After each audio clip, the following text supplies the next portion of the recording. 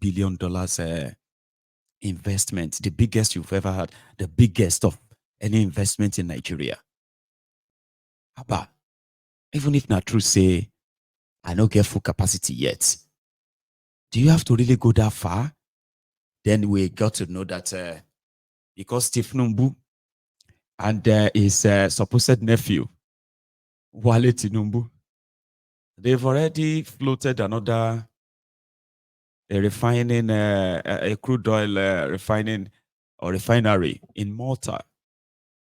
Nigeria used to import a refined crude from, import a refined product from Malta. But they stopped since 2021. So between 2021, hang on, between 2018 to 2021, the total money paid by Nigeria to this refinery in Malta to supply Nigeria with refined products, a total for 3 years was put at under $300 million. Because there was actually a year that Nigeria only spent about $54 million. Then between May 2023 and May 2024, under Tinubu, Nigeria has imported over $2.1 billion worth of refined crude from Malta, from the refinery linked to Tinubu. Over $2 billion in a year. Now you get to know why.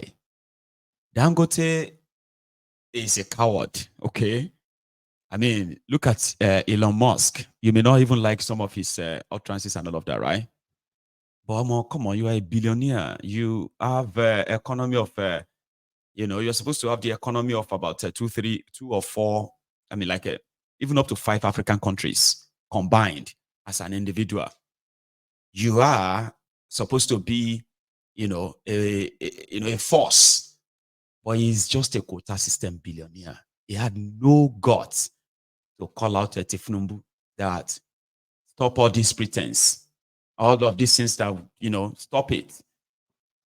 No, he just kept saying some cabal, some people, some this, some that. Here is what Obasanjo had to say about that, though. Yeah. I'm coming back. We're still talking about Tinubu and his gang, who are like, he never really loved Nigeria, but you offered him Nigeria now. Okay, he bought Nigeria now, and a lot of you are still wondering why he's not listening to you.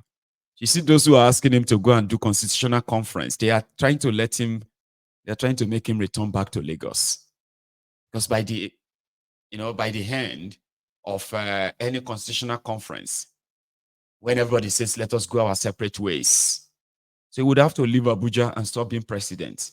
He will go back to Lagos or Iraq-Bichi, wherever he chooses to.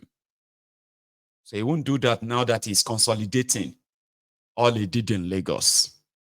Every business that he is interested in or his associates are interested in, they will take them. It is called aggressive takeover. So maybe Dangote, the billionaire, will grow some balls at some point. But I'm coming back. Here is what Obasanjo had to say about this refinery of a thing. You talk about the refinery in your opening remark. I went, when I was president, I went and called Shell. I said, Shell, look, come and help us. Run the refinery. Take part. You can take 10%, you can take 20%, but come on. They say no. I say, okay, all right. If you don't want to take equity, come and run it for me. They say no.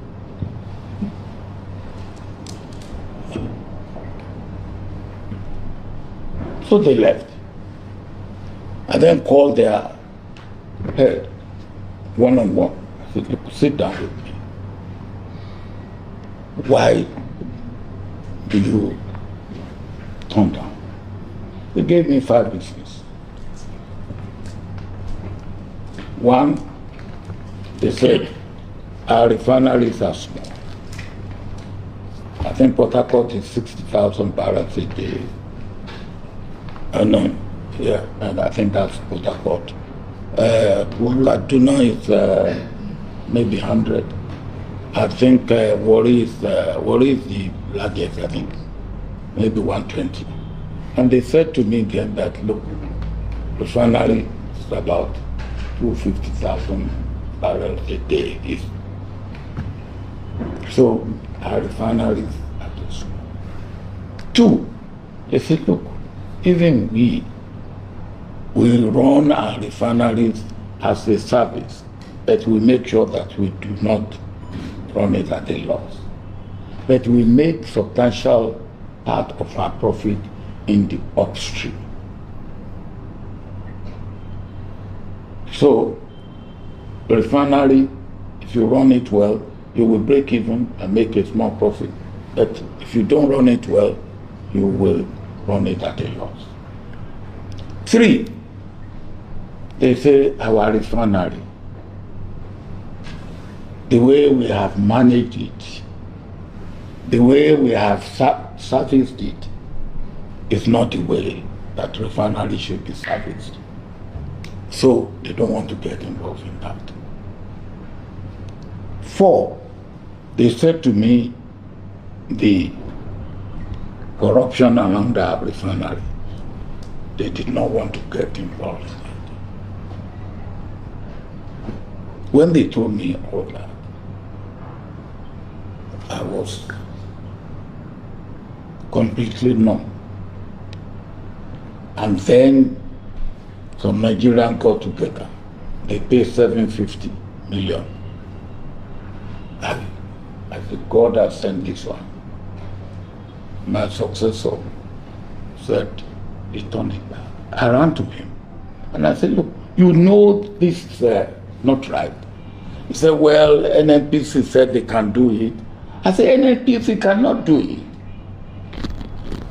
NNPC, I think you are investigating $1.5 billion that NNPC has spent on refineries since then, and the refineries will not work. But I told my successor that the refineries, from what I have heard and know, will not work. And when you want to sell it, you will not get anybody to buy it for $200 million as scrap. And that is the situation we are in now. So why do we do this type of thing to ourselves? NNPC knew that they cannot, but they knew that they can eat and carry on with the corruption that was going on in NNPC. And when people were there they put pressure. In a civilized society, those people should be in jail. Why do we do this to ourselves? And that is NNPC. Take anything.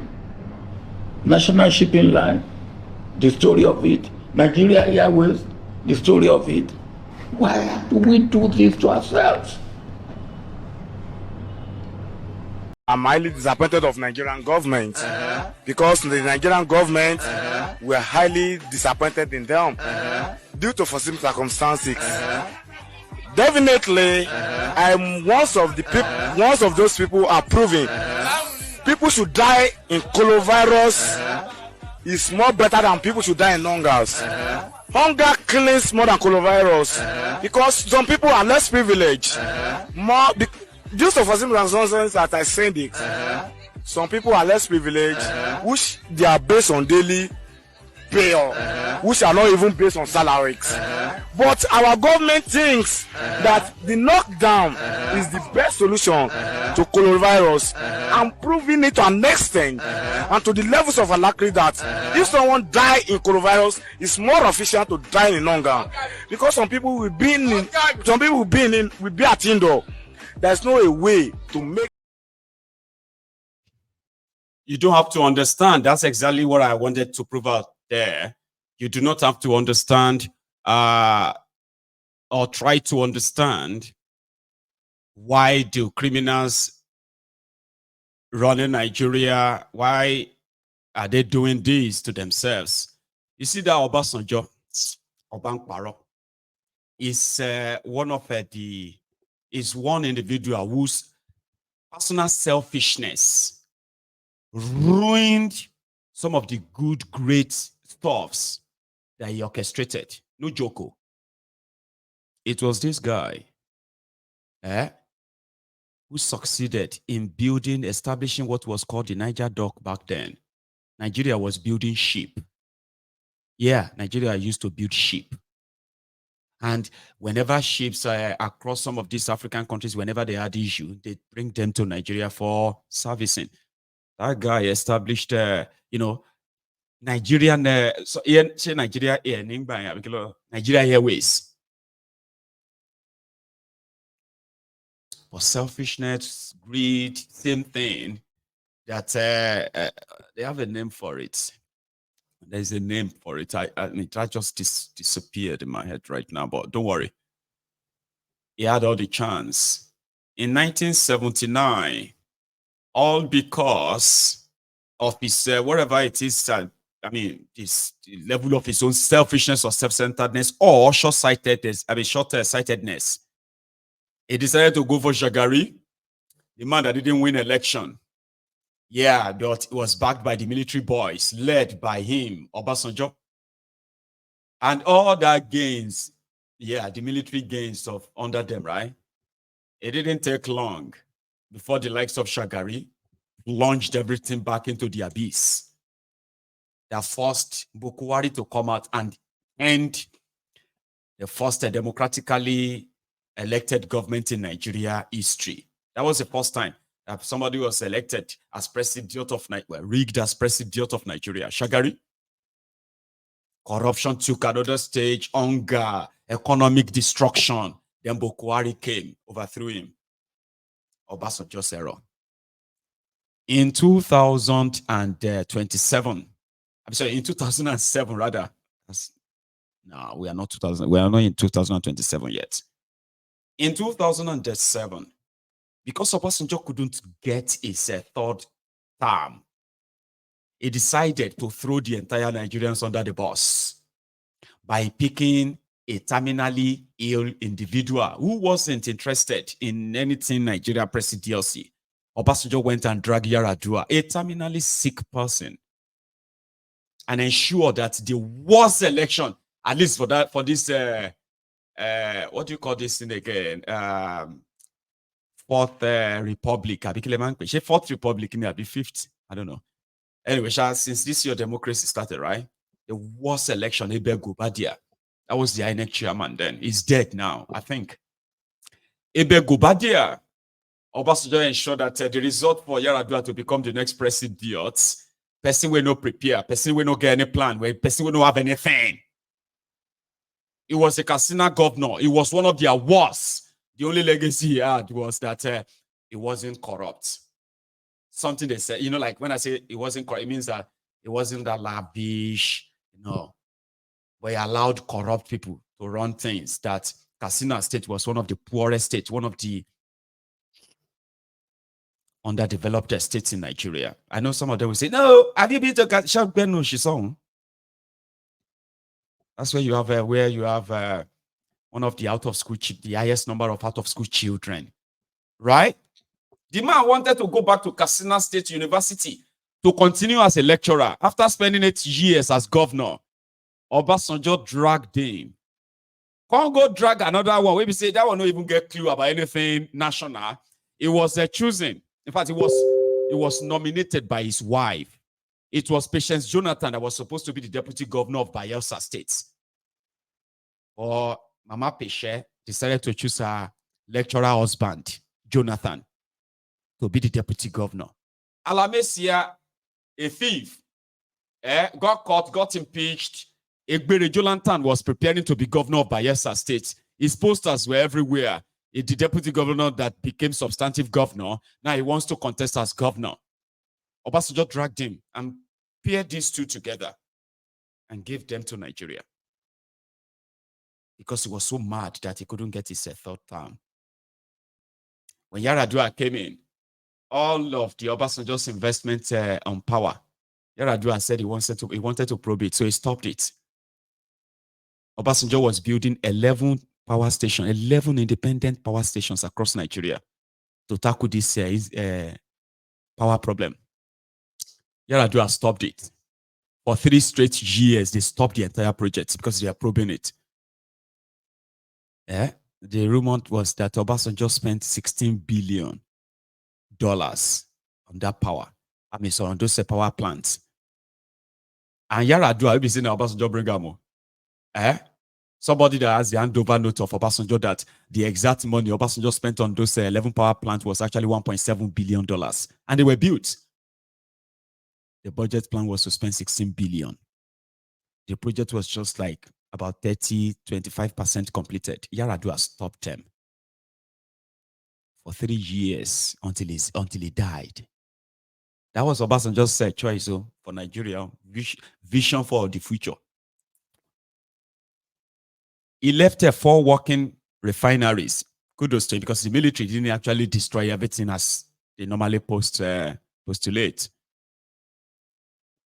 As bad as the military was, as bad as they were, Port Harcourt Refinery was working when they handed over to Obasanjo. Not at full capacity, don't get me wrong. But there were workers inside the Port Harcourt refineries who were actually really refining product that they were selling in Nigeria, supplying the Warri Refinery was working. Yeah, Obasanjo said Obasanjo actually spent about over $2 billion. And true to it, when Obasanjo was leaving, Nigeria was only importing just about 30 to 40% of their local consumption.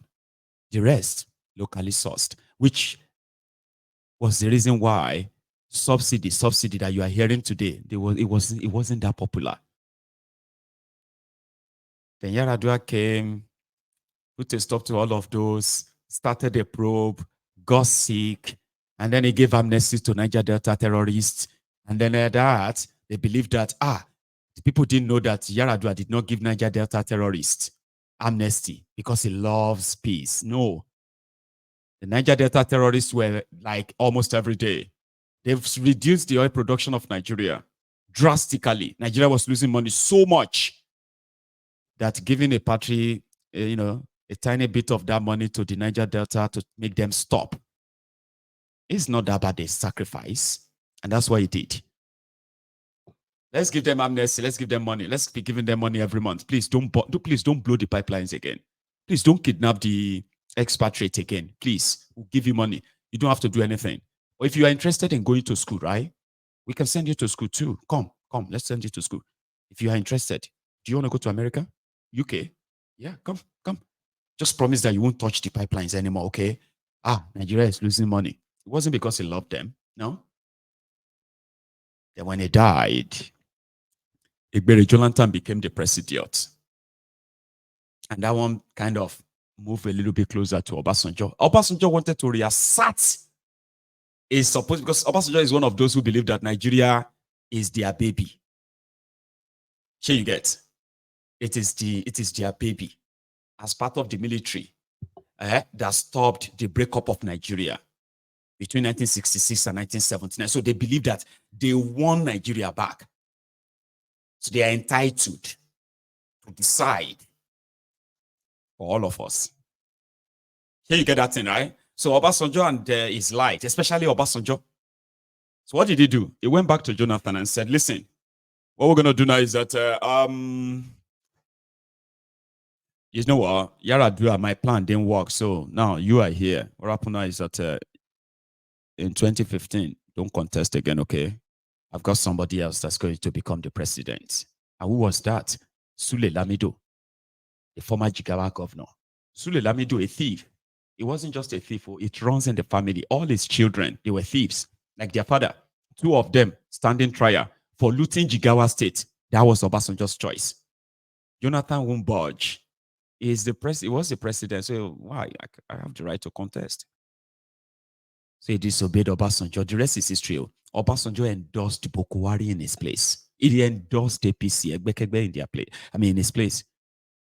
Because of his love for Nigeria. Today, Obasanjo is sad that everything they built, every vision they had, All of them are dead now. And he's asking a question. Why are they doing this? Why did they do this to our people? Eh? We are supposed to be civilized people. Why are we doing this to ourselves? No, you did it, Obasanjo, you did. And here is Ozekhome, who is asking Tinubu to send a letter to the National Assembly, a bill to the National Assembly, so that they can do a constitutional review and, restructure Nigeria. A Delulu man. The Constitution is the birth certificate of a nation, Right. which throws up how we live together, the rules of engagement. Countries that are pluralistic and obeyed their plural nature in their constitutions with a referendum, for example, like Switzerland, like Sweden, like India, you see them living very well together because they realize their differences, that they are not one people, but they have been able to live in, we call it a unity in diversity. That's the short form of it. Coercion. Yeah, but other countries, for example, like Yugoslavia, like USSR, that later broke up into about 14 to 17 independent states, like Czechoslovakia, that broke up into two, Czech and Slovakia. Yeah. Even nearer home here in Africa, Sudan, after living together for 3,000 years, they still broke up about 5 to 6 years ago, because the framers of their constitution or the leaders did not address their pluralistic nature. That was why, I think I said it here some time ago or some elsewhere, when Tafawa Balewa, Ahmadu Bello and Zik were having a conversation in the 40s, Zik told Balewa, let us live, let us be together as one people. Let us take our differences together as one people. Right. The answer that Ahmadu Bello gave to him was, no, we can't be one people. We are different. You are an Igbo man, an Easterner, and a Christian. I'm a Northerner, a Fulani, and a Muslim. It is in realizing these are differences and agreeing upon them that we can now live together. Okay, great. Now let's come to the... Not forcing one on the other. Because of the want of time, let's look at this Constituent Assembly that you talk about. There is a National Assembly in place right now. Yes. Exactly what, what do you do with the National Assembly that is there right now? That's a very good question. And that has been the fear hitherto of the National Assembly. The National Assembly should not be afraid, though too behemoth and unnecessarily too wasteful. 109 senators, 360 members of the House of Representatives, each of them having special advisors who have special assistants, who have personal assistants, who have personal aides. You find one position carrying up to 50 accretions. Right. Now, they should not be afraid, because we are saying Mr. President should introduce a president's executive bill to the National Assembly, which is already in place anyway, because the Nigerian Constitution, under which we are presently operating, is actually, whether they like to hear it or not, an illegitimate constitution, because it was a mere schedule attached to Decree number 24 of 1999. So we are saying, National Assembly, Mr. President, introduce an executive bill to the National Assembly. National Assembly, you make a law, an act of parliament, setting up a National Constituent Assembly. The Constitution is... Yeah, that. So out of all of that, right, the only thing I pick out of that is the Ahmadu Bello and Azikiwe's conversation. We have read that from this our own history book collections here. Remember, when Azikiwe said we need to be one people, we all need to come together and become one people. because we are all the same people. We are no. Don't get it wrong, Azikiwe. We are not the same people. You are an Igbo man, a Christian from the eastern Nigeria, right? Bello is a Fulani man, a Fulani Muslim from northern Nigeria.